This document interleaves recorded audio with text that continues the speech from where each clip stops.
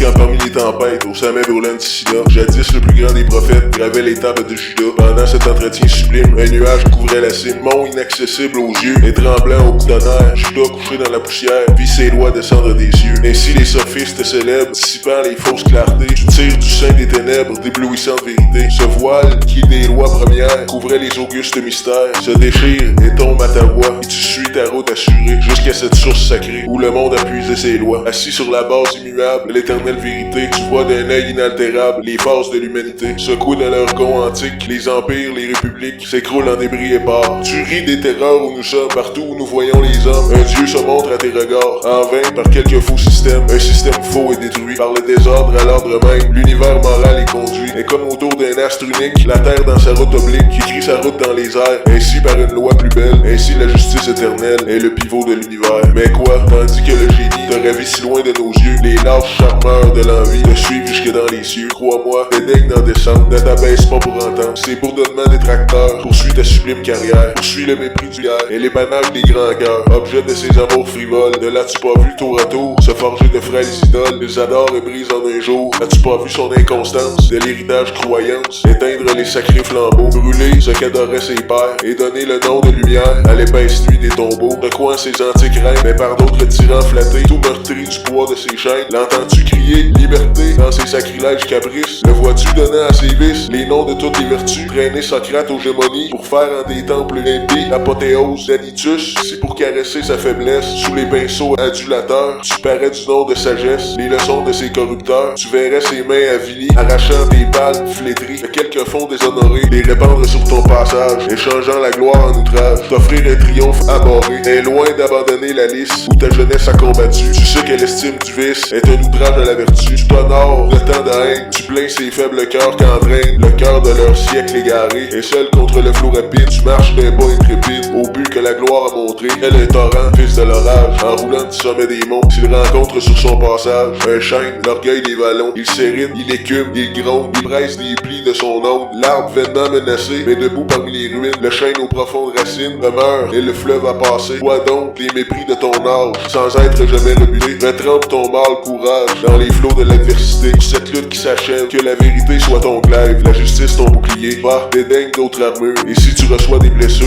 nous les couvrirons de laurier. Vois-tu dans la carrière antique, autour des coursiers et des chars, jaillir la poussière olympique et des robes à nos regards, dans la course ainsi le génie, par les nuages de l'envie, marche longtemps environné, mais au terme de la carrière, des flots de l'indigne poussière, il sort vainqueur et couronné. Oh, qui m'emportera vers les tièdes rivages, où l'Arnaud couronné de ses pâles ombrages, au mur des Médicis, en sa course arrêtée, réfléchit le palais par un sage habité, et semble aux fruits flatteurs de son onde plus lente, murmurer les grands noms de Pétrarque et du Dante, ou plutôt que ne suis-je au doux tombé du jour, en le front soulagé du fardeau de la cour, tu vas sous tes bosquets chercher ton égérie, suivre en rêvant tes pas de patrie en patrie, jusqu'au modeste toit par tes mains embellies, où tu cours adorer le silence et l'oubli, adore aussi ses dieux, depuis que la sagesse, au rayon du malheur a mûri ma jeunesse, pour nourrir ma raison, des seuls fruits immortels, j'y cherche en soupirant à l'ombre de leurs autels, et s'il est au sommet de la verte colline, s'il est sur le plancher du coteau qui s'incline, s'il est au bord désert, torrent ignoré, quelques rustiques abris de verdure entourés, dont le pampre arrondi sur le seuil domestique, dessine en serpentant le flexible portique, semblable à la colombe errante sur les eaux, qui des cèdres d'Arar, découvrant les rameaux, voilà sur leur sommet posé ses pieds de rose, soudain mon âme errante y vole et s'y repose, ainsi pendant qu'admis dans les conseils des rois, représentant d'un maître honoré par son choix, tu tiens un des grands fils de la trame du monde, moi parmi les pasteurs assis au bord de l'eau, je suis d'un œil rêveur,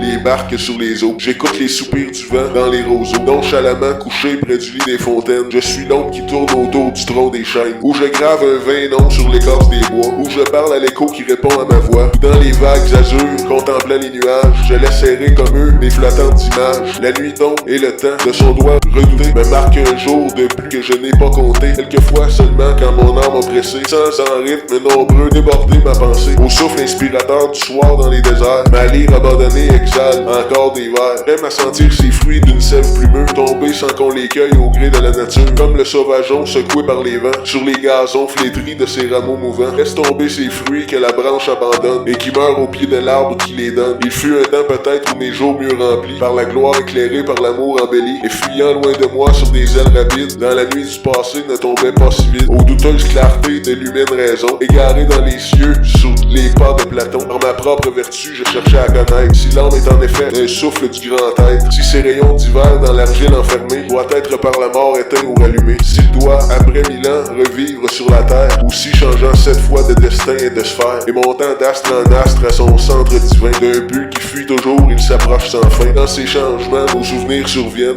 si nos soins, nos amours, si nos vertus nous suivent, s'il est un juge assis aux portes des enfers, qui sépare à jamais les justes des pervers, s'il est de sainte loi qui du ciel émané, les empires mortels plongeant les années, jette un frein au peuple indocile à leur voix, et place l'équité sous la garde des rois, aussi d'un dieu qui dort l'aveugle nonchalance, laisse au gré du destin trébucher sa balance, et livre en détournant ses yeux indifférents, la nature au hasard et la terre au tyran, et ainsi que des cieux où son vol se déploie, l'aigle souvent trompé redescend sans sa proie, dans ces vastes hauteurs où mon œil s'est porté, je n'ai rien découvert que doute et vérité, et l'art d'errer sans fin dans des champs sans limite, au seul jour où je vis, au seul bord que j'habite, je borner désormais ma pensée et mes soins, pourvu qu'un Dieu caché fournisse à mes besoins, pourvu que dans les bras d'une épouse chérie, je goûte obscurément les doux fruits de ma vie, que le rustique enclos par mes pères plantés me donne un toit l'hiver et de l'ombre l'été, et que d'heureux enfants ma table couronnée, d'un convive de plus ce peuple chaque année. Ami, je n'irai plus la vie si loin de moi, dans les secrets de Dieu, c'est comment, c'est quoi, ni du risible effort de mon faible génie, aider péniblement la sagesse infinie, vivre est assez pour nous, un plus sage l'a dit, le soin de chaque jour, à chaque jour suffit, humble et du sein des saints respectant les mystères, j'héridais l'innocence et le Dieu de mes pères, en inclinant mon front, j'élève à lui mes bras, car la terre l'adore et ne le comprend pas, semblable à l'alcyon, que la mer dorme au gros, dans son nid flottant s'endort en paix sur l'homme, me reposant sur Dieu du soin de m'aider, à ce port invisible où tout doit aborder, je laisse mon esprit libre d'inquiétude, un facile bonheur faisant sa solitude, et prêtant sans orgueil la voile à tous les vents, les yeux tournés vers lui, suivre le cours du temps, toi qui longtemps battu des vents et de l'orage, jouissant aujourd'hui de ce ciel sans nuage, du sein de ton repos contemple du même œil, nos revers sans dédain, nos erreurs sans orgueil, dont la raison facile et chaste sans rudesse, des sages de ton temps n'appris que la sagesse, et qui reçut d'en haut ce don mystérieux, de parler aux mortels dans la langue des dieux, de ces bords enchanteurs où ta voix me convie, où s'écoule à flot pur l'automne de ta vie, où les oses et les fleurs, et l'ombre et l'amitié, de nos jours nonchalants usurpent la moitié, de ces vers inégaux que ta muse entrelace, dis-nous comme autrefois nous l'aurait dit Horace, si l'homme doit combattre et suivre son destin, si je me suis trompé de but ou de chemin, s'il est vers la sagesse une autre route à suivre, et si l'art d'être heureux n'est pas couleur de vie.